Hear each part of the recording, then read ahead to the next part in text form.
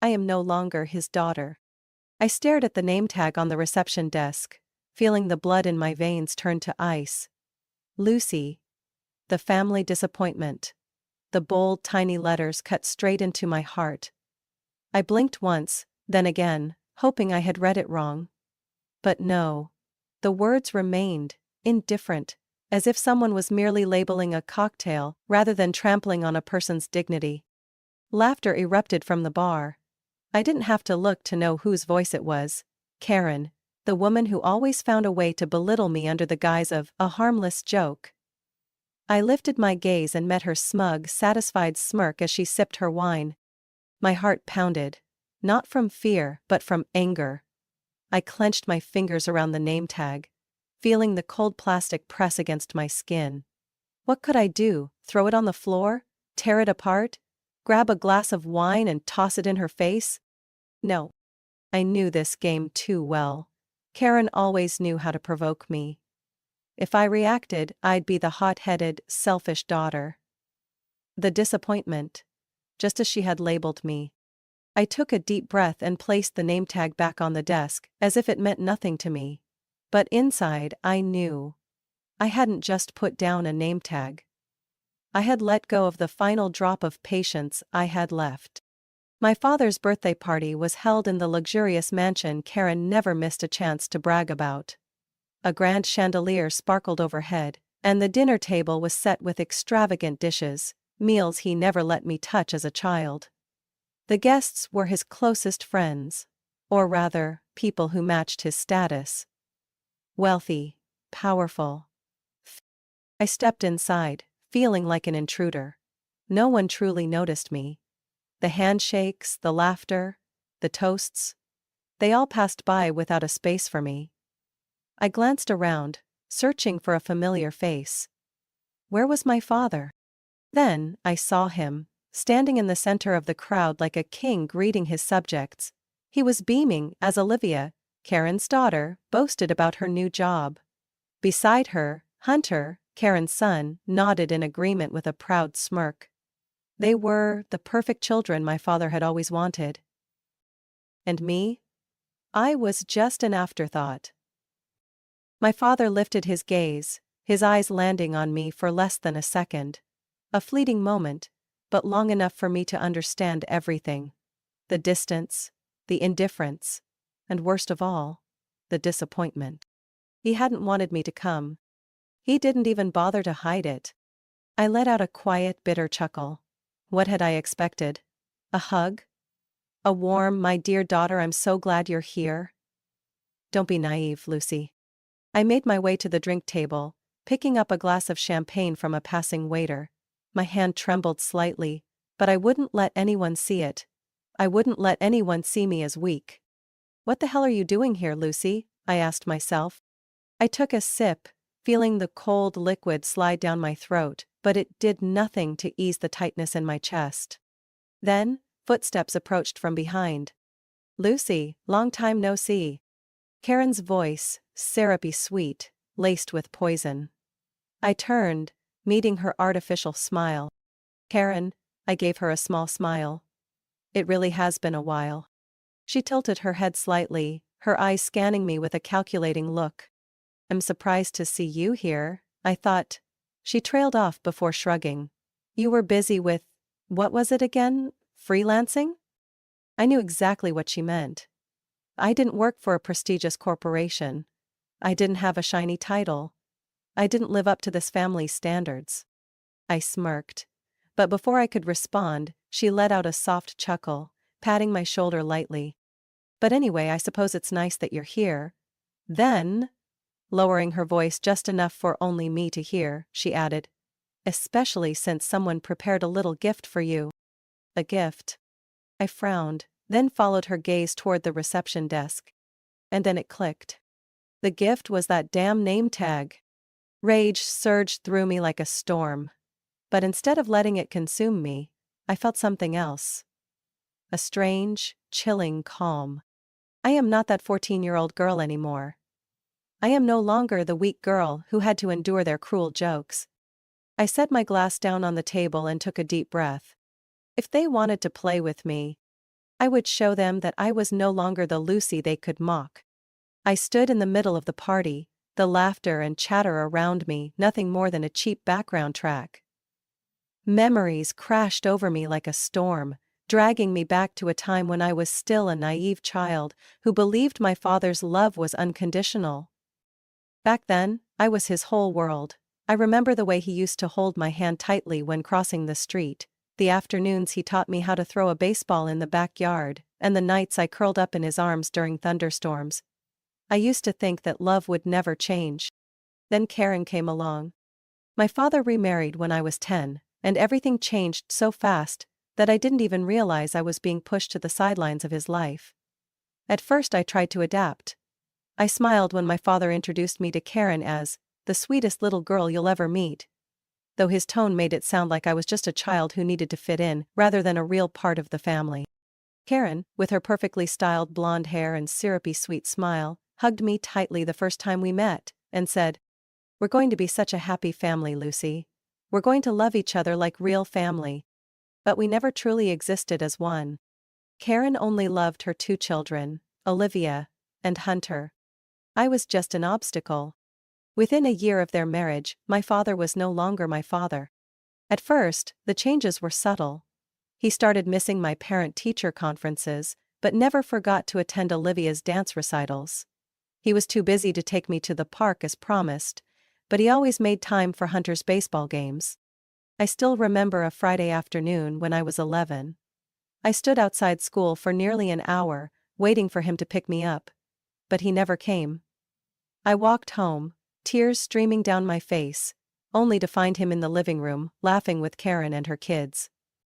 "Did you forget about me?" I asked, my voice shaking from running and crying. He just sighed, not even looking me in the eye. "Lucy, I was busy. You're old enough to understand, aren't you?" Understand? So Olivier and Hunter didn't have to understand? But I said nothing. Because I knew that in this house, my voice didn't matter. By the time I was 13, I had completely become a shadow. Olivia and Hunter were treated like a princess and a prince, and me? I was the one who did everything. "Lucy, watch Olivia for me." "Lucia, wash the dishes." "I cooked dinner." "Looky, you're older now, stop asking for so much." Older. That was their excuse for every injustice. I was older, so I had to give in. I was older, so I had to understand. I was older, so I no longer needed my father's attention. I remember once, Olivia spilled milk all over the table. Karen turned to me and said, "Clean it up, Lucy." "But I didn't do it," I protested. Karen simply shrugged. "But you're the older sister." Olivia and Hunter could make a mess, scream, do whatever they wanted and face no consequences. And me? I had to stay silent and accept it. Everything reached its breaking point when I turned 18. Before my mother passed away, she had set aside a college fund for me. Every penny was saved with the hope that I could become independent and leave this house behind. But when I needed that money, it was gone. I still remember the shock of opening my bank account and seeing the balance at 0. My throat went dry as I turned to my father and asked him what had happened. And he said it calmly, as if he were talking about the weather. "I used it to help Hunter get into college." My heart shattered. "That was my money," I whispered, my voice trembling with anger. "Hunter needed it more." He shrugged. "You can still apply for scholarships, right?" At that moment, I laughed. A bitter, hollow laugh. I didn't need to ask Karen. I already knew she was the one who had pushed him to do it. In her eyes, I wasn't worth a future. I hated him from that moment on. That night, I packed my bags and left that house forever. I took care of myself, working any job I could to survive. I didn't need his money, his fake love, or this so-called family. But now, standing in the middle of this extravagant party, with that family disappointment name tag sitting on the table, I realized something.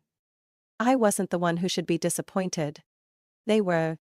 I tightened my grip on my glass and smiled. If they thought I would stay silent and endure like before, they were wrong. I didn't just leave that house with a suitcase. I carried every scar they had carved into me over the years. The day I stepped onto that bus out of town, I swore I would never need them again. And I kept that promise. I threw myself into my studies, working 3 jobs at once to pay for tuition. While Hunter enjoyed his college life with all-night parties and luxury vacations funded by my father, I worked myself to exhaustion just to afford a cramped apartment near campus. I never complained. I had no time for hatred, no energy for nostalgia. I had one goal: never go back to that house. And I succeeded. 4 years later, I graduated with honors. No one from my family attended my graduation. No texts, no calls, nothing. But I never expected them to. I stood among hundreds of graduates, watching as parents hugged their children, took photos, and celebrated their achievements. And me, I stood there, proud of myself, in silence. Even after leaving them behind, I was never truly free. Every now and then, I would receive invitations to my father's parties. Not because he cared, but because he wanted to maintain the image of a good father.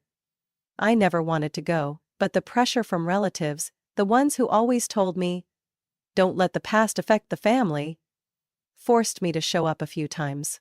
And each time, my father found a way to belittle me. I remember a Christmas a few years ago. I reluctantly accepted the invitation and returned to the house I once called home. I had hoped that, after all these years, maybe my father had changed. But the moment I walked in, I knew everything was the same. Hunter, dressed in an expensive suit, bragged about the job my father had pulled strings to get him. Olivia sat on the couch, a diamond ring glinting on her hand, boasting about her latest European vacation. And my father, upon seeing me, simply smirked and said, "Still doing that freelance work?" Up. He didn't wait for me to answer. "Times must be tough. I could ask around and find you a real job." A real job. Those words hit me like a punch to the chest. As if everything I had built meant nothing. I wanted to tell him that I had started my own company, that I was more successful than ever, that I didn't need his help. But I knew it wouldn't matter to him. To my father, if I wasn't following the path he had set, I would always be a disappointment. I placed my glass down, met his eyes and said, "You don't need to worry about me, I'm doing just fine." But he only smirked, as if I were just deluding myself. "If you're really doing well, then why are you here alone?" I left the party right after that. After that night, I refused every invitation from my family. I blocked Karen's number, ignored Olivia's messages, and disregarded the passive-aggressive comments from relatives. I didn't need them. But sometimes, whether I wanted to or not, I still had to face my father. The last time was at Olivia's wedding. I didn't want to go, but some part of me thought I should. If only to prove that I had moved on from them. When I stepped into the reception hall, my father looked at me in surprise. Not because he was happy to see me, but because I didn't look like the failure he had always assumed I would be. "Lucy," he blinked. I wore an elegant red dress, my hair in a sleek updo, my makeup subtle yet sharp. I was no longer the weak girl he once knew. "Hello, Dad," I smiled, but there was no warmth in it. He studied me for a moment, before clearing his throat. "Have you found a stable job yet?" I almost laughed. Even now he couldn't acknowledge that I had succeeded. I didn't need to find one. I built my own. "Oh?" He nodded, but there was skepticism in his eyes. "That's fine, I suppose. But if you ever want a real career, I can help you." I looked at him, and for the first time in my life, I didn't feel anger. I just felt pity. He would never admit that I had done well without him, because if he did, he would have to face the truth. That he had been wrong. I placed a hand on his shoulder and gave him a small smile. "No need, Dad, but you can be proud of me. Or not, it makes no difference to me." Then I turned and walked away, leaving him standing there, stunned. I was no longer that 18-year-old girl, desperate for his approval. I didn't need it anymore. Now, standing at his birthday party, staring at the family disappointment name tag on the table, all I felt was amusement. Did they think this would hurt me? They had no idea that I had let go of this family a long time ago. I lifted my glass, taking a slow sip of wine. If they thought I would stay silent, they were wrong. I let my gaze sweep across the room, where everyone was dressed to impress, laughing and mingling as if they were part of some perfectly orchestrated performance. But I wasn't part of the show. No one welcomed me. No one truly cared that I was here. Their glances flickered toward me for only a moment, before quickly moving on, as if I were a smudge on their flawless masterpiece. That was fine. I was used to it. My father stood in the corner of the room, a glass of wine in hand, engaged in conversation with a group of powerful-looking businessmen. When his eyes landed on me, I saw a brief flicker of surprise. But it lasted only a second. Then his expression returned to its usual indifference, as if my presence here meant nothing at all. I almost laughed. How foolish I had been to ever expect more from him. I slowly made my way toward the bar, where Hunter and Olivia were chatting with a group of relatives. I had no intention of joining them, but Olivia's sharp voice cut through the air, making me pause. Dad was so generous to pay for my wedding, but honestly, I think that's only natural. She twirled the sparkling diamond ring on her finger, her voice dripping with smugness. Of course. Hunter nodded. Dad always prioritizes the kids with potential. The kids with potential? I pressed my lips together, taking another sip of wine to swallow the anger rising in my throat. So what did that make me in their eyes? But I didn't have time to be angry. Because at that moment, I realized the most important thing of the night. A small table was set near the entrance, where name tags were neatly arranged. No one seemed to pay much attention to them. Except me. I stepped closer, my eyes scanning the names. Uncle Mark. Cousin Rachel. Neighbor Tom. And then I saw it. My heart stopped for a second. Right in front of me was a tag with my name on it, but underneath, printed in small yet unmistakable letters, were two words that made my blood boil. The disappointment. I picked it up, my fingers tightening around the edges until my nails nearly dug into my palm. What a pathetic joke. I didn't need to ask who did this, I already knew. At that moment, laughter rang out from the bar, a voice so familiar that I didn't even need to turn around to know who it was. Karen. She was laughing, a glass of wine in her hand, her eyes gleaming with amusement as she watched me. I took a deep breath and slowly placed the name tag back on the table. I wasn't going to let them win. I didn't snap it in half, I didn't throw it to the floor. I placed it back neatly, aligning it with the others as if nothing had happened. I didn't need to yell. I didn't need to cry. I didn't need to react the way they wanted me to. Because I knew exactly what Karen wanted. She wanted me to explode, to lose control, to cause a scene so she could paint me as petty, overly sensitive. But I wouldn't give her that satisfaction. I turned, lifted my glass to my lips, and took a slow sip. As if that name tag meant absolutely nothing to me. And when my eyes met Karen's, I smiled. A calm, unbothered smile. Not angry, not wounded, just contemptuous. That smile made her frown. Not long after, my father approached. He didn't ask about the name tag. He didn't show a hint of anger at the fact that I had just been humiliated in his own party. Instead, he merely glanced at me, took a sip of his drink, and said in that infuriatingly indifferent tone, "I didn't think you'd come." I tilted my head, shrugged. Neither did I. A brief silence. "Are you still doing that job?" His voice was low, as if he was trying to sound polite, but couldn't quite hide the disdain. "Which job?" I raised an eyebrow. "The company you're running." I let out a laugh, unsure if it was from bitterness or exhaustion. "Yes, and it's doing better than ever." He didn't respond right away. He just looked at me for a long moment, as if assessing whether I was lying. Then he sighed, took a sip of his drink. "Good for you." That was it. No congratulations, no sign of pride, just an empty phrase before he turned and walked away, blending back into his crowd. I stood there, watching his figure disappear. Then I looked around this room. This place where everyone was complicit in my exclusion. Did they think I would endure all of this in silence? Did they think I would stay quiet? If so, they had forgotten something important. I was no longer the Lucy they once knew. I set my glass down, took a deep breath.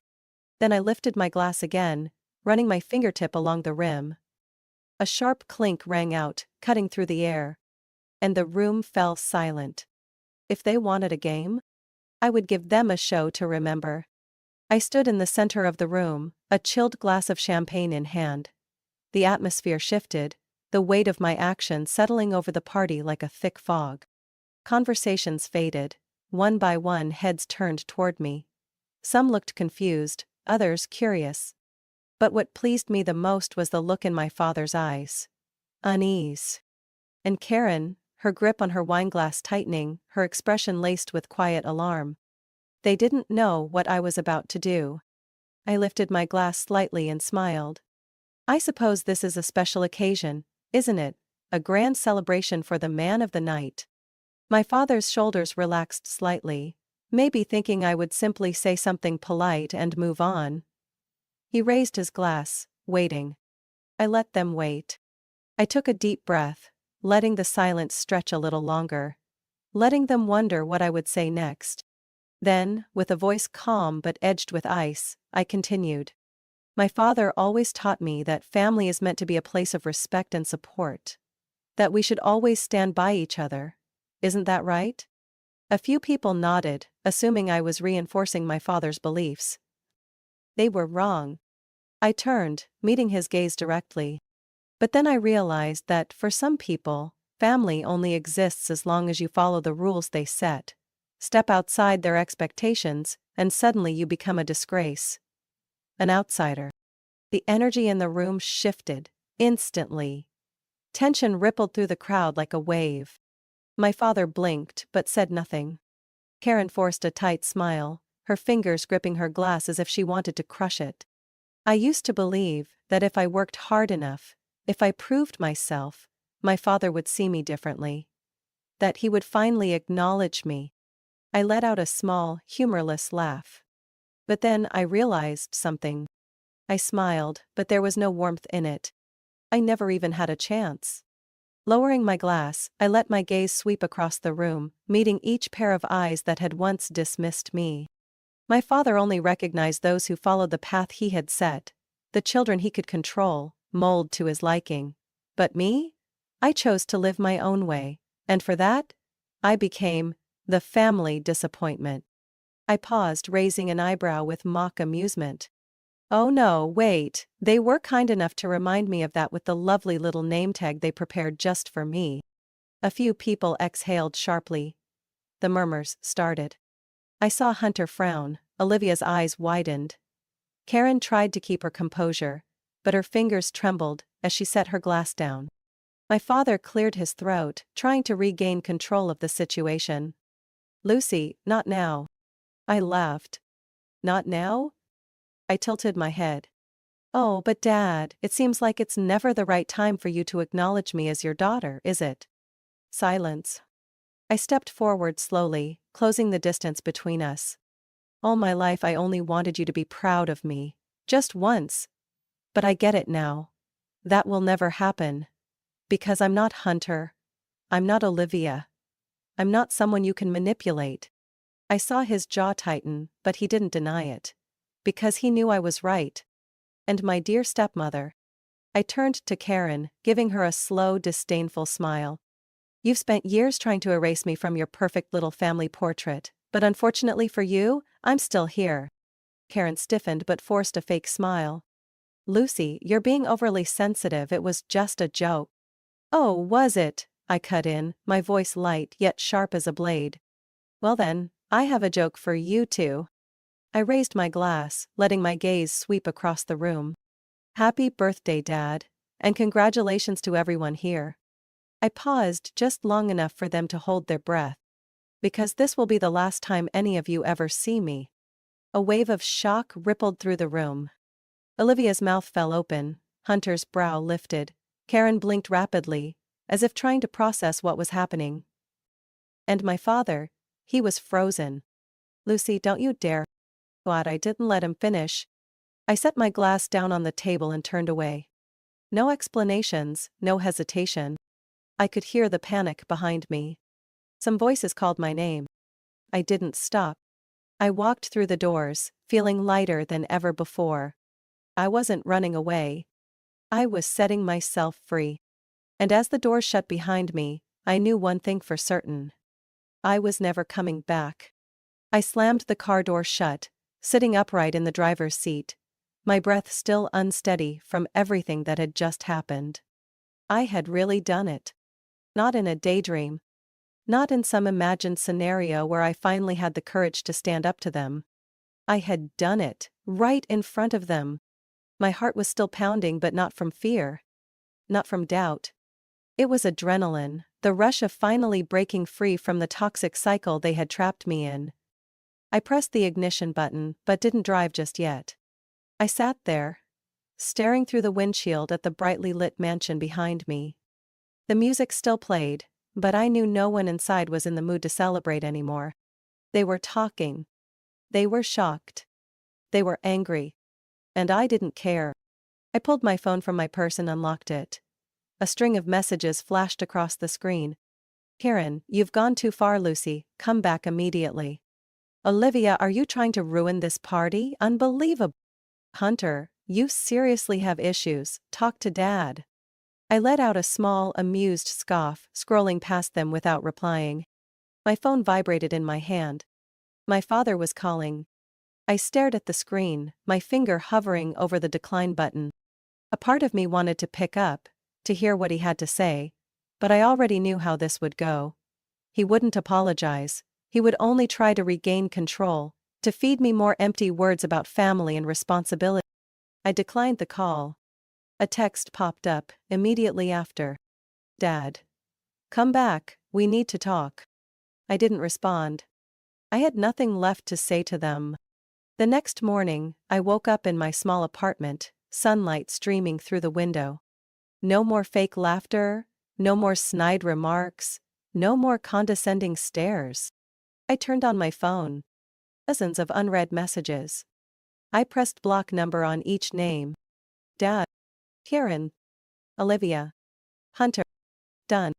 I sat still for a few seconds, waiting to see if guilt would creep in. But it never did. All I felt was relief. 3 days later, as I was getting ready for work, my phone rang from an unknown number. I hesitated, then decided to answer. My father's voice came through, low and steady as always. Lucy. I closed my eyes, taking a slow breath. I want you to come back, he said bluntly. You can't just walk away from family like this. I let out a quiet laugh, stepping toward the window and looking down at the street below. Did you call to control me or to apologize? Silence. I already knew the answer. Family is supposed to stick together, Lucy. His voice dropped. I don't want this to escalate any further. I tightened my grip on the phone. Not escalate further? As if everything they had done to me before wasn't already enough. You never truly saw me as part of this family. I spoke slowly, each word severing the final thread between us. Don't pretend that you suddenly care now. Lucy, don't be selfish. I laughed. Did you really just say that? Once again, silence. I pulled the phone away, glanced at the screen, and slowly pressed the button to end the call. No goodbyes. In the weeks that followed, I heard nothing from them. Everything was eerily quiet. No more guilt-tripping messages, no more veiled threats, no more heavy feeling whenever my phone buzzed. But there were moments when I wondered if I had gone too far. Did I really need to cut them off completely? Maybe I should have given them a chance to change? But then I remembered. Every time they abandoned me, every belittling remark, every condescending glance. They hadn't changed, they never would. And I realized I had done the right thing. What does freedom taste like? It tastes like peace. Lucy's story is not just about cutting ties with the toxic family. It's about reclaiming her worth. Sometimes true freedom doesn't come from being accepted, but from having the courage to walk away from those who no longer belong in your world. Society binds us to the word family, but blood doesn't always mean love. You are not obligated to maintain relationships that bring you pain. True happiness comes when you choose a life where you no longer need to prove yourself to anyone except yourself. What do you think about Lucy's decision? Did she go too far, or was this something she should have done long ago? Share your thoughts in the comments. And don't forget to follow the channel for more powerful stories about family, betrayal, and the journey to self-discovery.